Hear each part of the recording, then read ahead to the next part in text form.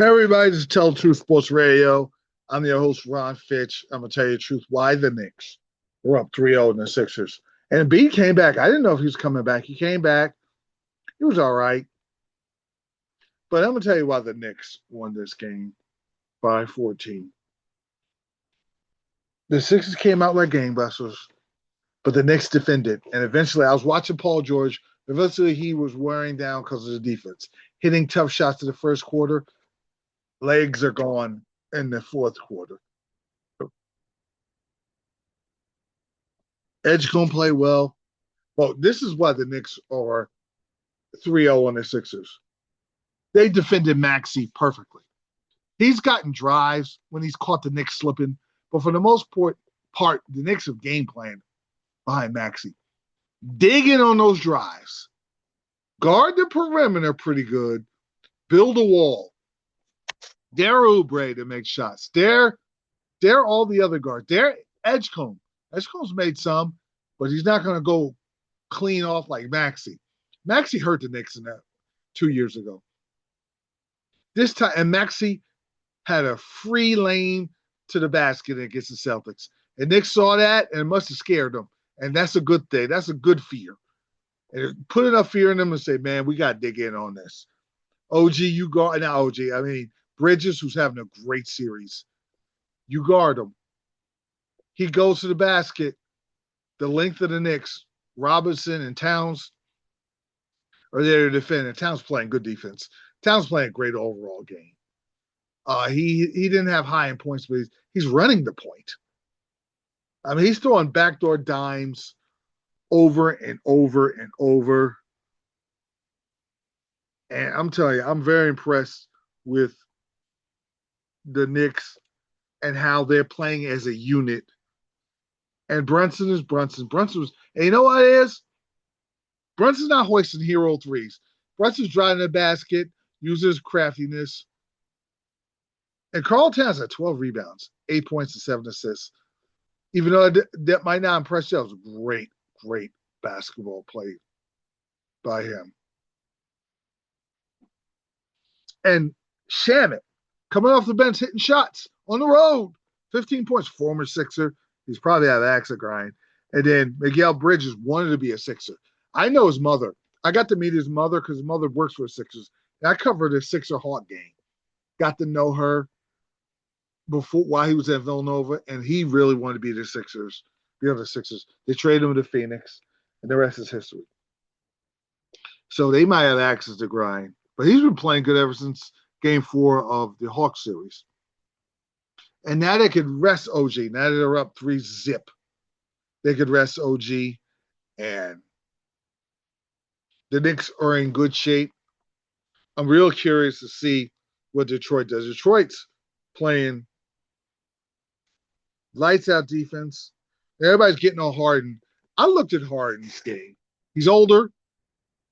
But what Harden could do that helps, he's not doing. When Harden's driving to the basket, normally he throw that little flip shot or the little alley-oop. The Pistons are daring him to go to the basket. They're taking the three away. They're guarding the heck out of him on the perimeter. So when he drives, he's looking to dish.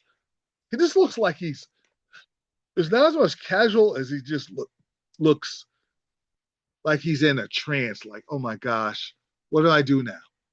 Because he's had so many bad performances that's in his head, number one. Number two, the only way he gets at it, he got to go all the way to the basket and draw contact. He's not doing it. He's going to the basket. He's dishing out to Wade and a couple of other shooters who might make the shot or might not. Detroit, Cade Cunningham's going off because Detroit gets their guys the ball. Cade Cunningham had 25 points, 8 of 8 from free throw line, plus 13, 10 assists. Cade Cunningham's the primary guy when the shot clock goes down. And when they have a number one option, they go to him. A lot of times,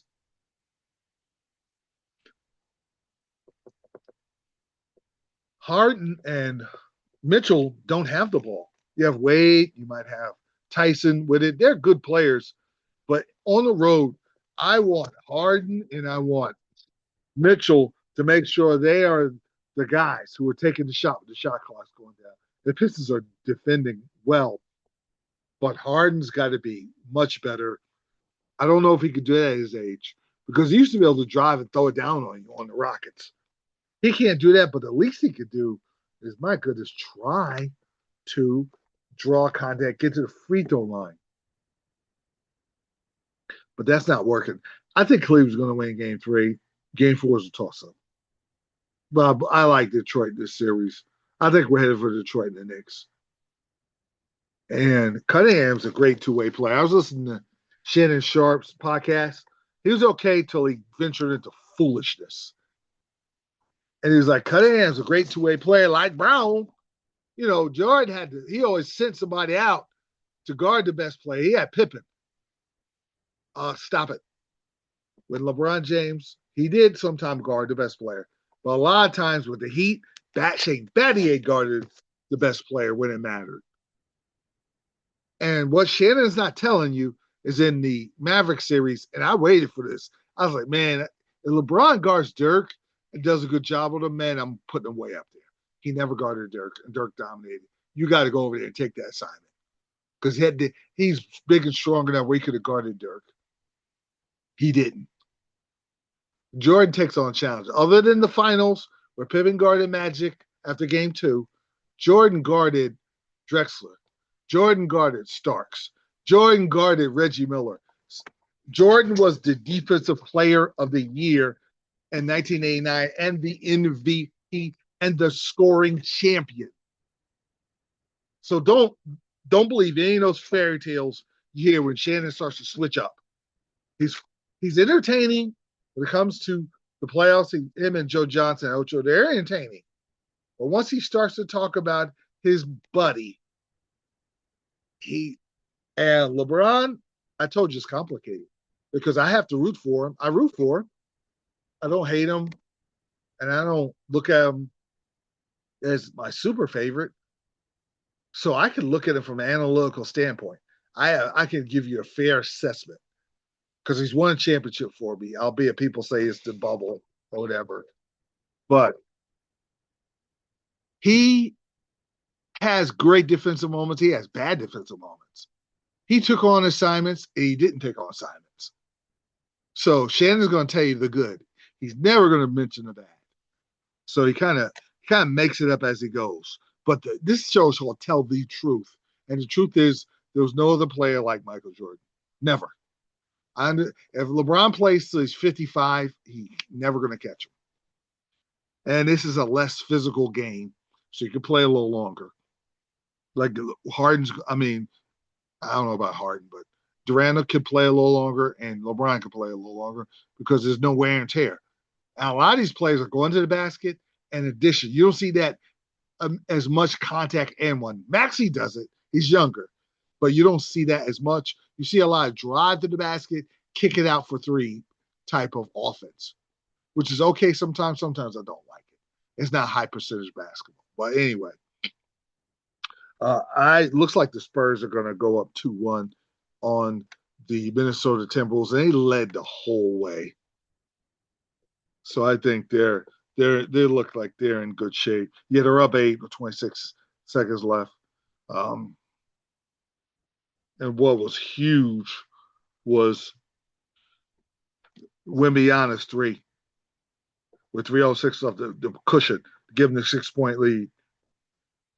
And I watched this game. Wemby has 15 rebounds, 5 blocks, 39 points, 3 of 5 from 3, 13 of 18. He was just fantastic. And Fox, they're playing off each other a lot better.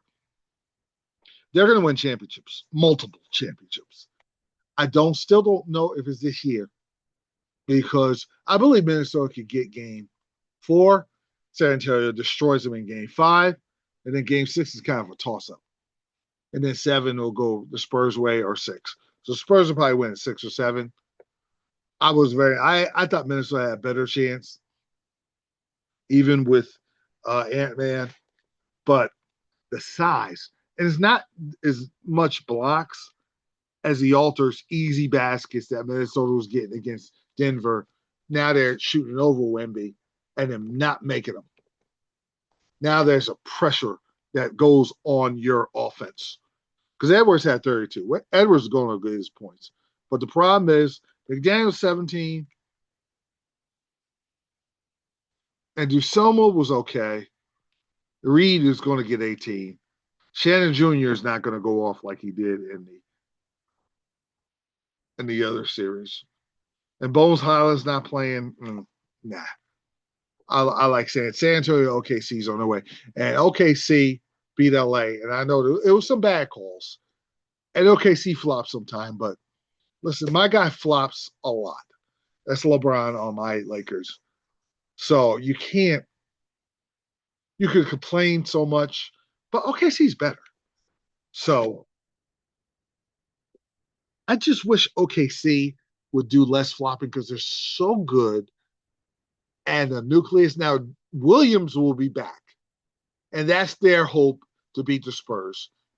When Jalen Williams comes back to go along with the rest of the guys, they'll be able to get the Spurs to 7. Spurs are going to beat them up a couple of games. I don't think the Spurs are ready because if the Spurs are better than OKC, I don't quite think they're ready. And I think OKC's in the midst of their run to another finals. And OKC knows they better win. But OKC has potential lottery picks. I wonder if OKC goes, there's a big guy just like Wemby, not quite as athletic. In Europe, I wonder if they go get that guy. They're going to look to get somebody that combats Wemby, somebody tall like Wemby. OKC's so smart. And they're well run. Great coach. Jagnaw is a great coach. I probably mispronounced his name, but he is superb at what he does. Like I said, there was a lot of LA played physical first half, OKC second half. Fouls didn't get called, and they were ticked off. You know what's going to happen? In LA, I think LA gets the calls. The fans are going to be all over their officials.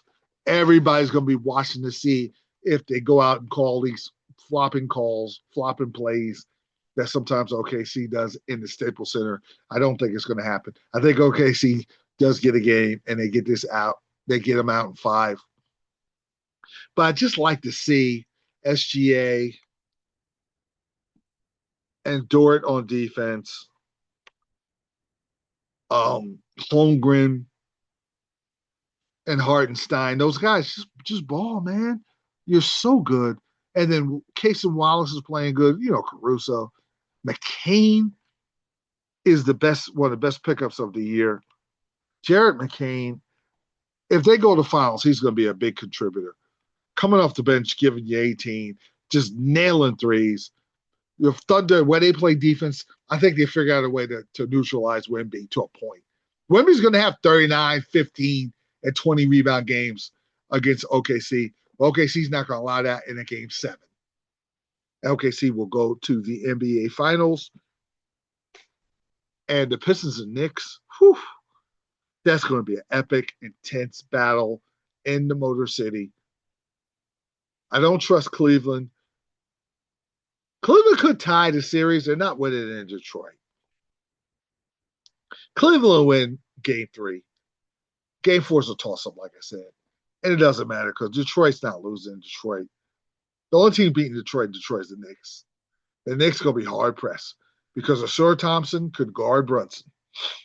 And Cade Cunningham could guard Brunson. They got guys that can guard. What the Knicks banking on, they're playing at such a high level as a team. They're so locked in. Their offense is just humming.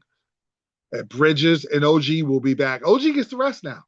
Up 3-0, so you get a healthy OG. And I think that's just enough to get by Detroit in 6.